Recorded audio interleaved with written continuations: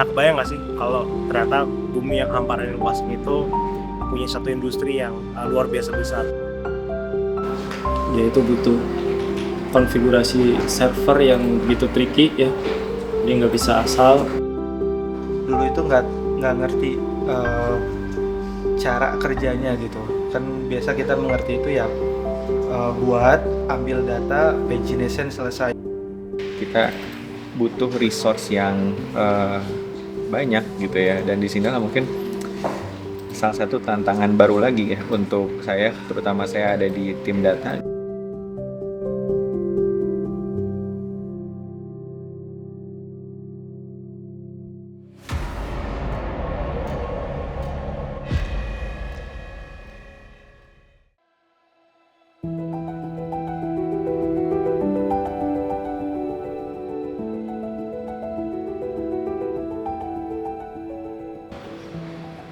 Halo, nama saya Bagus, founder dan CEO dari Mapit. Pernah kebayang nggak sih kalau ternyata bumi yang hamparan dan luas itu punya satu industri yang luar biasa besar, yaitu bagaimana kita memetakannya. Nah, cuman kali ini kita akan berbicara tentang bagaimana kita memetakan sebuah industri logistik. Jadi ini adalah cikal bakal dari teknologi juga yang akhirnya dimiliki oleh Mapit, yaitu Mapit Maps. Tapi sebelum itu kembali ke tahun 2019, jadi saya bertemu dengan seseorang yang dia merupakan salah satu pengusaha logistik yang cukup besar di Indonesia. Dan waktu itu dia mengelola hampir 1.000 truk gitu ya. Nah, tantangannya adalah bagaimana memetakan semua armada yang mereka miliki, karena armadanya adalah armada truk-truk yang besar, yang heavy truck. Lalu tantangan berikutnya adalah bagaimana selain memetakan, merencanakan perjalanannya. Nah, cuman selama bertahun-tahun saya mempelajari bersama tim di Mapit, memang ternyata tidak mudah ya membangun sebuah teknologi, terutama core engine untuk app service gitu. Nah, cuman 2 tahun yang lalu pada saat itu ada kesempatan untuk kita membangun merealisasikan apa yang selama ini memang menjadi kebutuhan di market, yaitu membuat maps gitu. Dan di dalam situ terdapat beberapa services seperti base maps, routings, geocode, dan ternyata memang bikinnya sangat kompleks.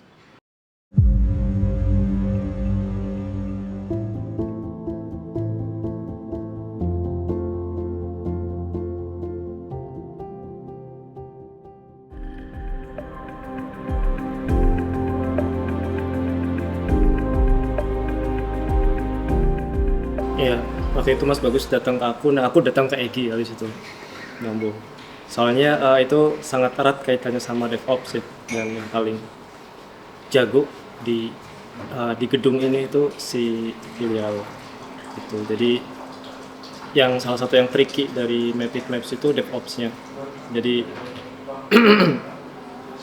dia itu butuh konfigurasi server yang begitu tricky ya, dia nggak bisa asal tapi butuh di dites, kemudian dicobain, kadang nggak berhasil. Fun fact-nya itu Mas Bagus tuh dengan PD-nya di tahun 2019 gitu bawa ke aku, terus ini ada codingan buat apps gitu, maps gitu, buat maps, deploy aja, deploy di EB gitu, dia deploy gitu pakai apa gitu kan, jelas codingannya bisa di jalan di lokal, tapi ketika di deploy nggak bisa gitu. Ternyata nggak semudah itu, karena emang ya resource-nya buat Mapit Maps itu udah banyak, datanya juga open source ya. Karena ya peta itu salah satu kebutuhan primer kita ya, peta, makanya orang itu ngebuka peta. Kayak teknologi GPS kan sejarahnya panjang tuh, sampai sekarang dibuka sama Amerika ya gitu, termasuk Maps juga. Maps sebagai kebutuhan vital untuk banyak orang. Nah, jadi codingannya ada, tapi tinggal orang-orang tertentu nih yang bisa unlock DevOps-nya gitu. Sampai-sampai kita harus nge-hiring gitu. Itu. Jadi kita ngereset teknologinya, DevOps-nya, servernya yang paling pas. Kadang berhasil tapi lambat, gitu. Kadang nggak berhasil, sampai ketemu yang berhasil dan deal-nya itu masuk akal gitu. Jadi salah satu kuncinya itu di situ, dan itu kadang nggak bisa di shortcut pakai AI ya. Kadang kan AI itu bisa bantu kita buat programming yang lebih straightforward gitu, kayak front end back end. Nah, kalau ini tuh nggak straightforward, kayak itu nggak bisa langsung copy paste jalan gitu, nggak bisa. Kayak butuh ada hal yang butuh di setup.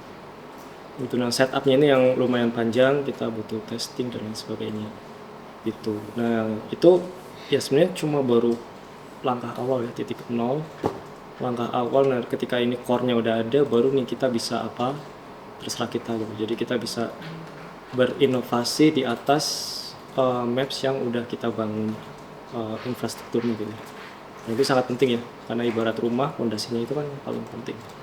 Habis itu kita mau bikin terasnya, mau bikin kebunnya, mau bikin kamarnya, itu tinggal kita susun gitu. Ya ini udah mungkin tahun kedua kita ya Mavic Maps. Tahun kedua mungkin jadi tahun yang kita bisa explore lebih dalam, kita bisa berinovasi. Terus ya nanti kita lihat timnya Egi ya, Egi dan kawan-kawan gimana bisa meramu maps ini, kita punya ide apa, diterapkan, terus dan juga sesuai dengan kebutuhan market.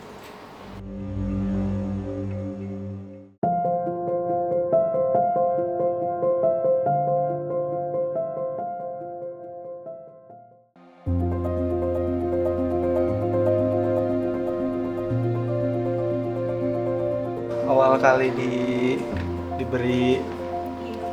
diberi amanah untuk mengerjakan maps dulu itu, yang terbayang itu base mapnya ya, nggak seluas sekarang yang sampai ke routing, geocode dan lain-lain. Jadi dulu bayangan itu ya base map, peta dasarnya gitu. Nah itu cukup deg-degan gitu ya, cukup kayak wah gimana itu bikin kayak gitu ya gitu, karena itu hal yang baru banget gitu di dunia. Mungkin kalau anak-anak IT ya biasa kan mengerjakan ya yang ada-ada gitu ya. Tapi ini kita mengerjakan sebuah mapsnya yang belum terbayang dulu, itu nggak ngerti cara kerjanya gitu kan. Biasa kita mengerti itu ya buat ambil data, pagination, selesai. Nah kalau di maps itu kan beda ya gitu, dia pakai tile gitu, dia pakai sistemnya itu tile, bukan lagi pagination. Nah itu jadi sebuah hal baru gitu bagi aku gitu. Terus yang sekarang ini sekarang yang hikmahnya selama 2 tahun ini ya, jadi lebih mengenal banget sih tentang dunia dunia spasial gitu ya, termasuk di cara kerja tadi maps, base map, terutama base map itu cara kerjanya gimana, tile vector itu kayak gimana, raster vector itu kayak gimana, raster tile itu kayak gimana. Nah itu jadi sangat-sangat mengerti gitu. Di situ jadi sebuah hikmah jadinya. Oh aku punya skill programming yang lebih deep gitu, yaitu di sisi spasialnya gitu, bukan programming yang seperti di luaran sana yang ketika bikin e-commerce ya dia mungkin spesial banget, tahu uh, cara cara menghitung atau mengkalkulasi traffic untuk e-commerce dan lain-lain. Tapi aku lebih dalam di sisi spasialnya gitu, untuk sisi programmingnya gitu sih, yang menjadi hikmah sampai saat ini yang aku syukuri gitu sih. Saat ini tuh Mapid Maps atau map service yang ada di Mapid itu kan sudah digunakan oleh beberapa klien itu. Secara angka, secara penggunaan itu relatif jauh gitu ya, atau gede dari dulu bayangan gitu. Sekarang itu bisa sehari 1 juta hit itu ada gitu ya, untuk misalkan kayak geocode kota. Aku juga nggak ngeduga gitu bahwa wah ternyata spek server yang dioptimalkan, yang ternyata kecil-kecil juga gitu ya, tapi mampu gitu ya, aman gitu ya, sampai sekarang sejauh ini aman. Dulu mungkin awal-awal deg-degan gitu, sering terjadi masalah dan lain-lain, tapi sekarang relatif aman dan bagus gitu. Jadi sebulanan 12 juta gitu, 12 juta kali ditembak itu kayak udah hal yang biasa kalau untuk sekarang gitu sih. Itu yang bikin jadi eh, bangga gitu ya. Ternyata yang aku bikin tuh bisa bertahan ya gitu dengan penggunaan yang sangat masif gitu sih.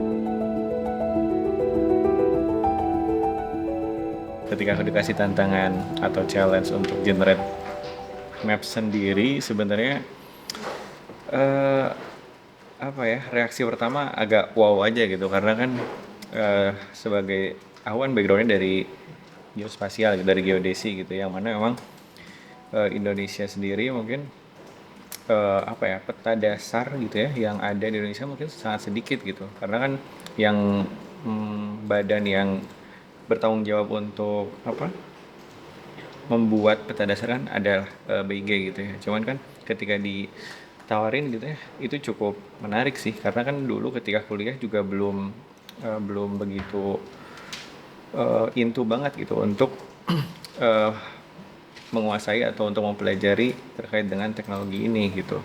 Apalagi ditambah apa, saya bisa gitu ya, baru bisa mengenal apa ya, beberapa teknologi, kemudian apa saja data yang perlu apa digunakan gitu ya untuk mengenerate peta ini, ya baru di sini gitu ya. Dan itu adalah kesempatan yang sangat besar lah gitu ya. Eh, Ketika berjalannya atau selama mungkin beberapa tahun ini gitu ya, lebih dari setahun, banyaklah hal yang saya dapatkan gitu ya. Mungkin tadi ya, dari mulai saya bisa mempelajari teknologinya, dan kemudian sebetulnya saya juga masih ini ya, masih berpikir untuk gimana sih ngerancang untuk datanya ini supaya lebih berkelanjutan gitu ya, karena kan pertama mungkin kita juga tidak bisa membuat peta dari awal gitu ya, sehingga kita butuh resource yang banyak gitu ya, dan di sinilah mungkin salah satu tantangan baru lagi ya untuk saya, terutama saya ada di tim data gitu ya, untuk nantinya si peta yang apa dikeluarkan oleh Mapit, yang namanya itu Mapit Maps, itu bisa bermanfaat gitu. Mungkin tidak hanya untuk salah satu aspek, karena kan saat ini aspek yang dimanfaatkan terkait dengan Mapit Maps adalah di logistik gitu, transportasi gitu ya. Itu kan banyak hal gitu terkait dengan routing, kemudian geocode gitu. Tapi saya yakin si Mapit Maps ini kalau misalkan datanya berkelanjutan, kemudian teknologinya memadai dan lain sebagainya, itu akan jauh lebih berdampak sih gitu. Terkait data processing, mungkin ini khusus spesifik ke ini ya, ke routing gitu, karena kan saya mengelola data routing salah satu klien gitu, karena kan mereka data routingnya itu cukup banyak gitu. Mereka punya data routing se-Sumatera Jawa atau mungkin hampir se-Indonesia gitu. Sebetulnya ini juga agak tricky gitu, karena kan hmm, dengan data yang sebanyak itu, mereka saya diminta untuk memperoleh rute gitu ya, rute yang bisa dikatakan representatif dari sebuah rute dari titik A ke titik B gitu. Nah, ini juga jadi challenge tersendiri gitu ya bagi saya gitu.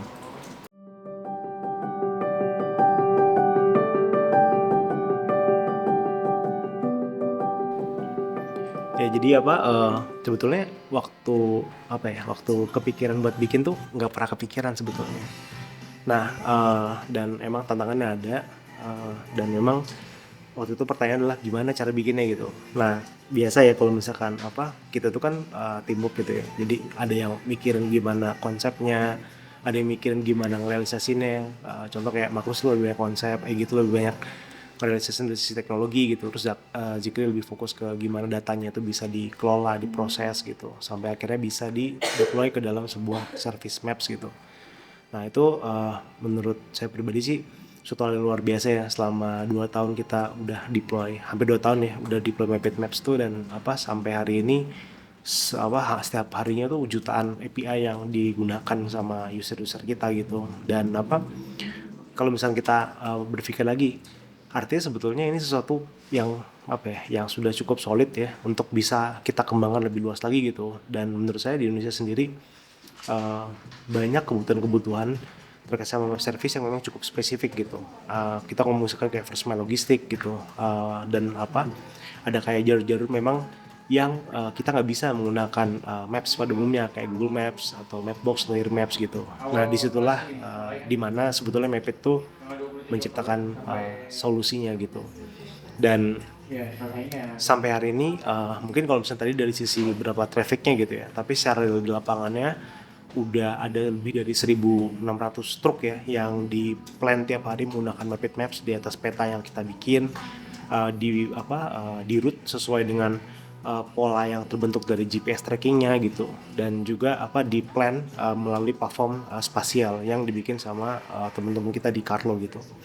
Nah ini menurut saya suatu pencapaian yang luar biasa sebagai orang Indonesia gitu ya, bahwa kita tuh adalah banyak juga anak-anak pintar yang bisa menciptakan inovasi teknologi seperti itu gitu. Dan menurut saya justru kita semua harus mendukung apa yang kita ciptakan ini gitu, karena ini adalah sesuatu yang bisa dikatakan mungkin bukan baru gitu ya, tapi memang Indonesia sendiri butuh solusi yang lebih spesifik gitu, dan cuman anak bangsa aja yang bisa diharapkan buat membuat solusi tersebut gitu.